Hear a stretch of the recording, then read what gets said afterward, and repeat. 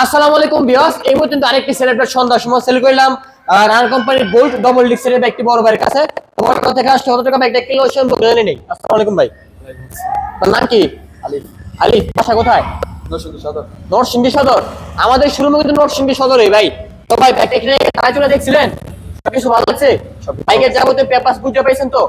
তো ভাই বাইকে যত টাকা এনেছেন না বলার জন্য রিকোয়েস্ট করতেছেন নাকি? তো ভাই ব্যাগটা যেহেতু আপনি চালাই যাবেন এখন নাকি না? আপনি অবশ্যই কে চালাই আসছেন?